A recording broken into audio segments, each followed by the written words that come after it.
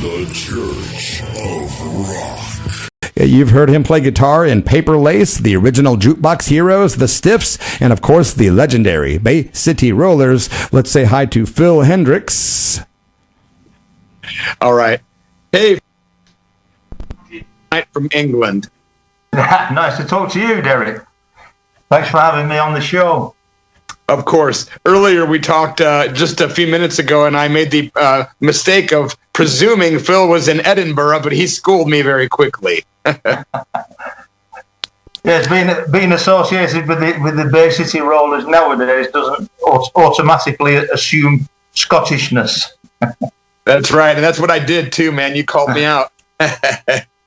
So you've been with the guys for so long in so many different incarnations, beginning with Eric Faulkner, I believe, back in the day, right? Yeah, I did 3 years with Eric Faulkner's Bay City Rollers from 2008 to 2011.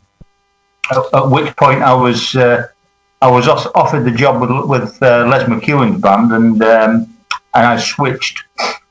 Right. Did you have good experiences with Eric's band?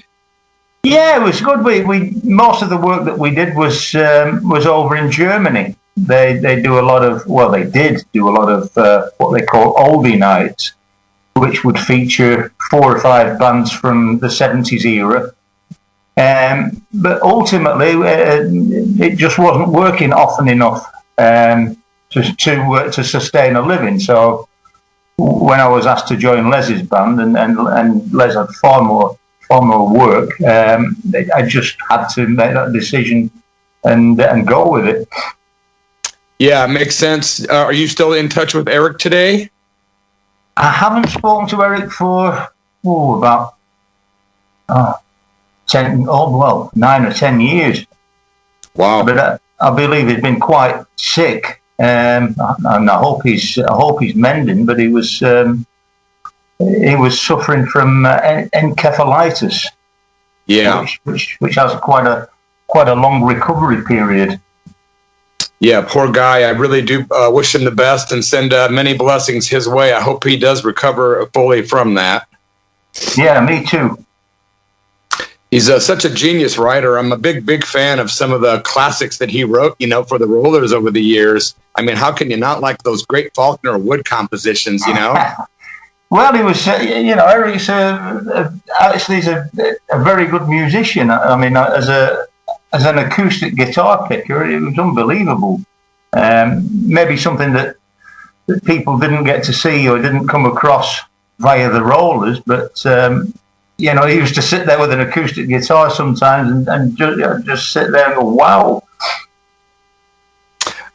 You told me in a previous conversation that there's only 2 Rollers you've never met, and that was Derek and Pat McGlynn. Is that correct? That's right, yeah. I mean, Ian Mitchell, I met him once, but I did meet him once in a pub 40 years ago, so I mean, I can't say that we knew each other well, but... Yeah, I was kind of surprised to hear that you hadn't met either Derek or Pat. That's wild, man. I would have thought your paths would have crossed, Yeah, you might have thought so, but I don't know. I don't know why I've never met them, but just haven't been in the same place at the same time. Right. Yeah, I was telling Pat earlier that we were going to be doing this interview, and he listens to the interviews every weekend, so I'm sure he's listening right now. All right, good. Hiya, Pat. There you go, Pat. He says hello. Yeah, man, you have had quite a history, Phil. I was checking out your band, the Stiffs, from 1976. I haven't heard a lot of the material. How would you describe the music of the Stiffs? Well, I think other people have described it as power pop, stroke punk. We had the punky attitude, but we always had a lot of melody in the songs. Yeah, because back in the day I was hearing stuff from the Stiffs here and there, and I was wondering if it was the same band because I come from punk rock, and I thought that was your band. Well, I mean, there's also a little bit of confusion because people refer to the band Stiff Little Fingers as the Stiffs often, but we were separate. Oh, you're not the alternative Ulster people. No. Although there was an article in a big music magazine a few years ago about Stiff Little Fingers, and they mistakenly used a picture of us. An alternative photo. Yeah. That's funny, man. How long you been a member with Leslie McEwen's Bay City Rollers now? Well, this will be the 10th year. Yeah, it's 2011 when I joined, so the 10th year. Do you have any favorite countries that you like to play with the band? Oh, well, Japan is always great, and we've done Australia a couple of times recently. That's great, and Canada. In fact, we were in Canada last year. We were halfway through a 16-day tour of Canada last year when the COVID thing brought it to a crashing halt. Wow! So all of a sudden the tour was over, huh? That was it. Yeah. Middle of 13th of March last year. Yeah, my last gig myself was the 14th of March. How crazy that everything just came to, like you said, a crashing halt. Yeah. Unbelievable. Yeah, it's still very unbelievable, actually. Do you hang out with or talk to Leslie much outside of the gigs? We talk on the phone on a fairly regular basis. But I mean, since last March, we did one show on a holiday camp. I think that was in October. That's the only thing we've been able to do. Wow, that's got to affect a lot of things, man. The wallet, the mental situation, everything. Wow. Yeah. I mean, I'm busying myself with writing and recording, but sometimes it's hard to motivate. But I try my best to keep positive.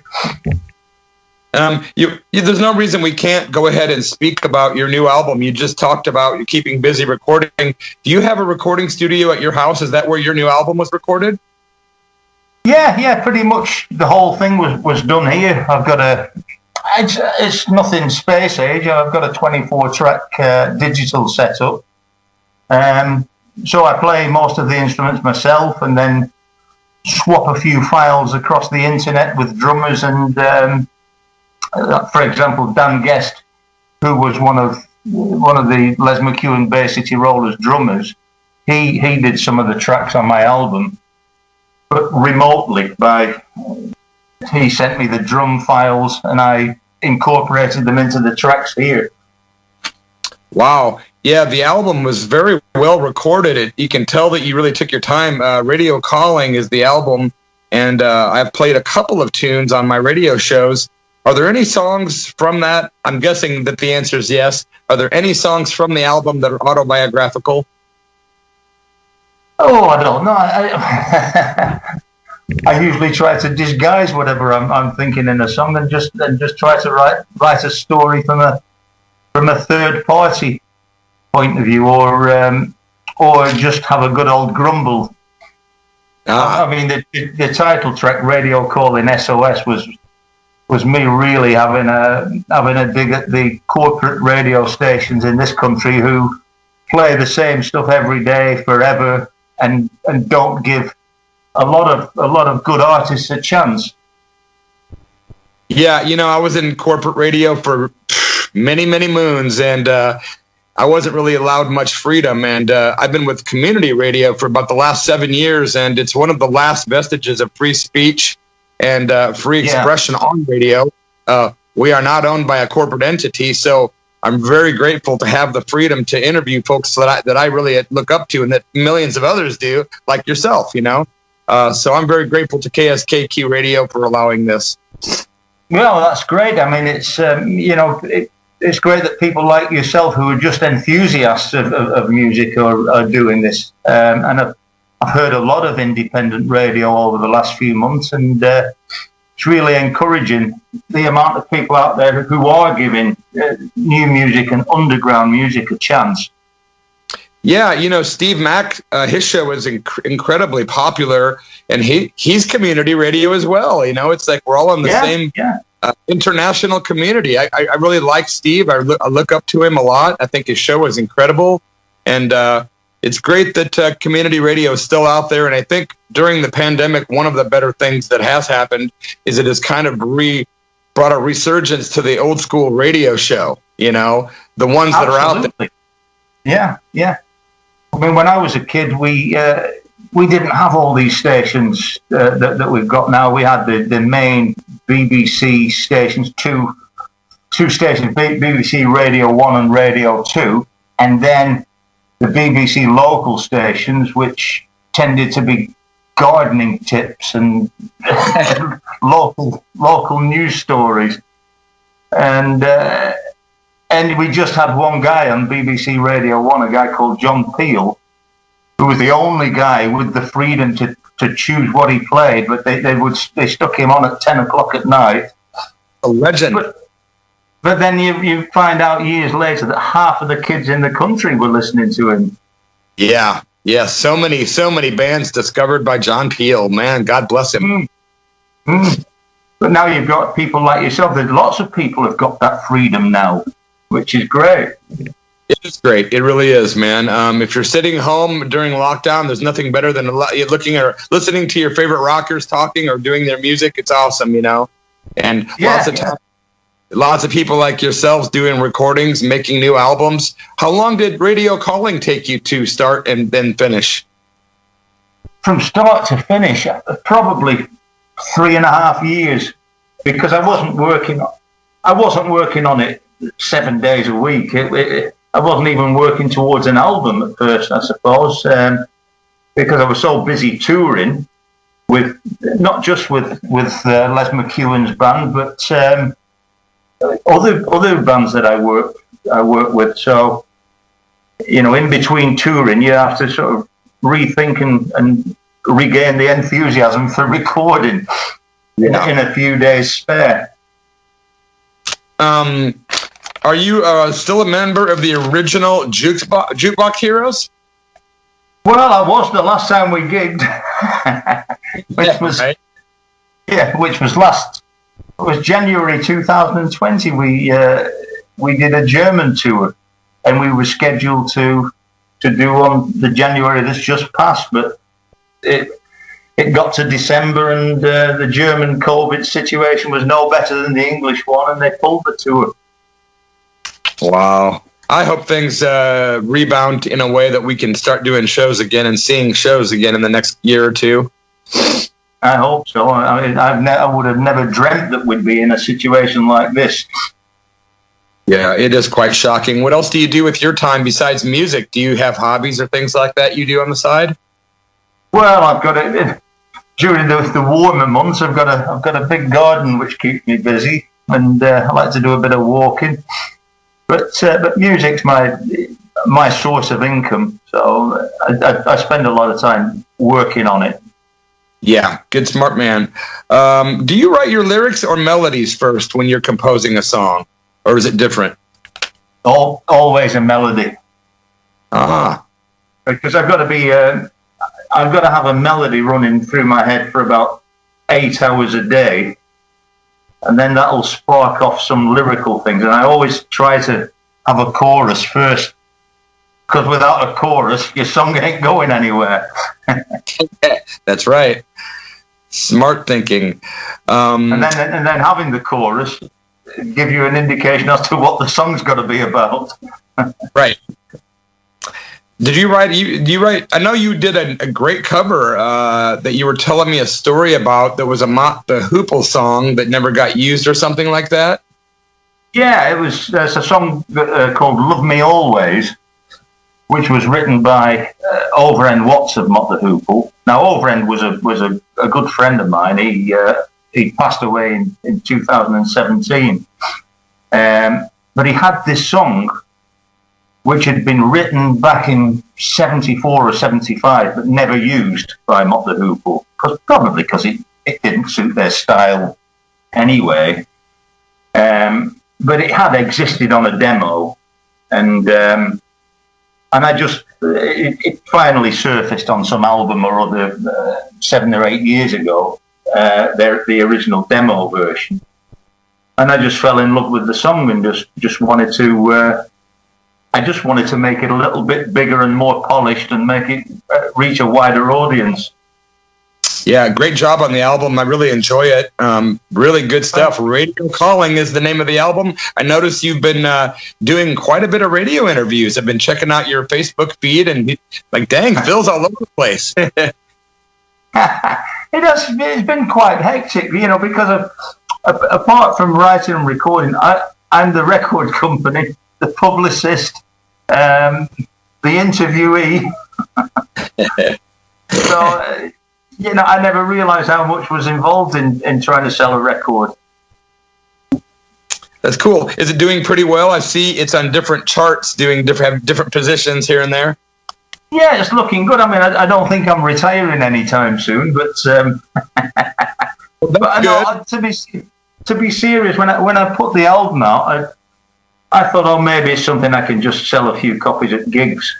I never really thought that I'd be getting radio stations all around the world playing songs from it and doing interviews with me. Oh, that's cool. That's a great surprise. Sorry, I'm interrupting you. My bad. Any chance of you writing an autobiography, Phil? Well, if I thought there was a market for one, it is something I'd like to do, and I think everyone should do one, even if it's just one copy to leave to their family. Yeah. I'd love it if my dad had done an autobiography and left me a copy. Because so many questions I'd like to that I didn't ask him when he was alive, that I now think, I just wish I could ask him that. Boy, that's a great way of thinking. Hey, everybody should leave an autobiography to their children, or their family. That's a great idea, man. It'd be mandatory. Yeah, right. Something one of the fans, Karen Lee in Rhode Island, was asking: were you a fan of the Bay City Rollers before you joined up with Eric originally? Well, that's a funny one, really, because I loved Keep On Dancing, which was their first single in 1971. And back then, as you will probably know, it was a completely different band, apart from Derek and Alan. So I was 9 years old when Keep On Dancing came out, and my mum and my grandmother bought me a copy of it. And then they disappeared for 3 years.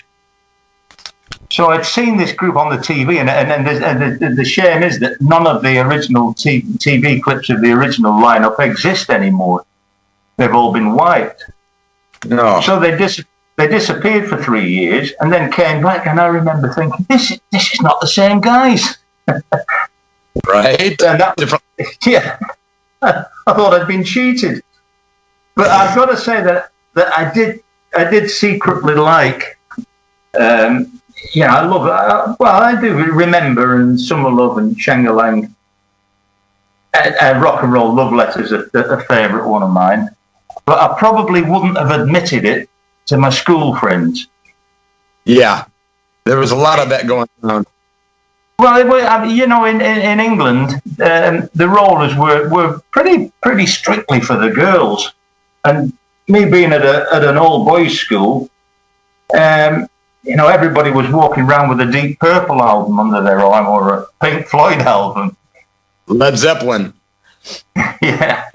Yeah, it was the same here, I assure you. I was a fan since '74, and I couldn't really admit it to my friends because they were into Ted Nugent and Led Zeppelin, and I liked pop music, Rod Stewart. I liked Elton John and the Rollers, the Stones. Yeah. But it was the same thing, man. It was so weird. You couldn't really admit it. But I had all the Rollers records from day one, and I still collect all the stuff, man. How did you get the gig originally in Eric's band then? That came through me writing sleeve notes for the 70s CD reissues of artists from the British glam rock era. And the guy I was writing for the company that I was writing for asked me if I would do sleeve notes for the three Rollers albums that were originally came out after Les left the band. Yeah. So it was Duncan Fora was doing the vocals on these three albums. So because I was writing the sleeve notes, the guy that employed me at Cherry Red Records, he said, I would like you to deal with Eric Faulkner because Eric wants some input on the sleeve notes. And I said, well, fair enough, that's fine. And then he said, but Eric's also looking to put a new band together, and I've told him that you'll do it. So it was funny how the one thing led to the other. Wow. So I talked to Eric on the phone, and he said, I'm putting this new band together. And I got I was offered the job. I didn't actually do an audition or anything. But I went down to London for one rehearsal, and the following day we flew to Germany for the start of a bunch of gigs. Interesting. And then you stayed with that band for 3 years, and then how did you end up being full-time in the legendary Bay City Rollers version? Well, again, that was a weird thing because I was playing a show with my wife does a Debbie Harry tribute. She has a Blondie tribute band. I heard about that. And I play in that band. And she was booked on a festival in England immediately before Les McEwen's Rollers. So we played, then we got to get the gear off the stage, and then Les's band came on. And in that crossover period, I got to talking to a couple of them and explained that I played in Eric's band. And a couple of weeks later, one of the guys, Simon Mulvey, who was the musical director of the band, he got in touch with me and asked me if I'd be interested in joining Les's band.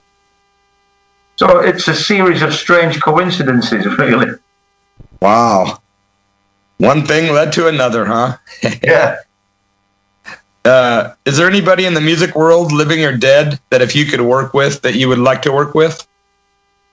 Oh, I think I'd like to go and have a thrash with Bruce Springsteen. Springsteen, I don't know what I just called him. Brute, the boss.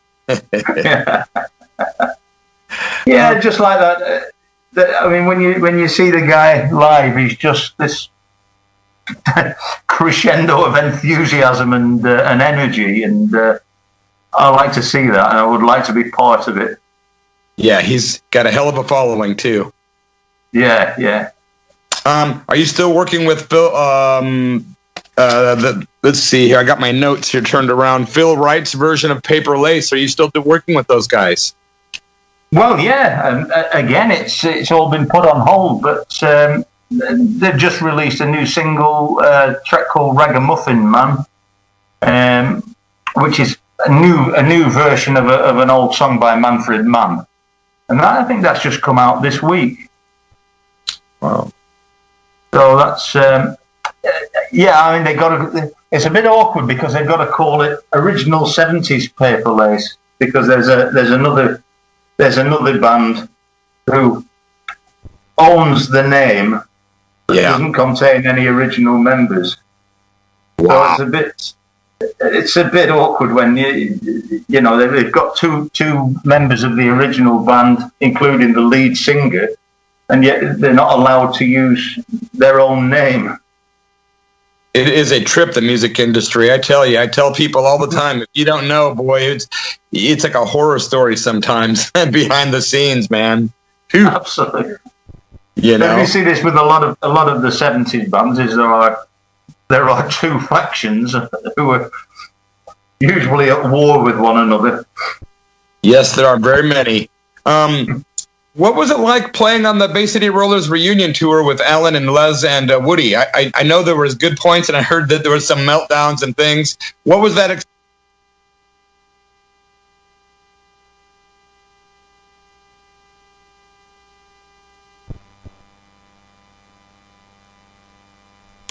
We are having a little bit of a technical difficulty. I'm going to try to get it rebooted back up here, my friends.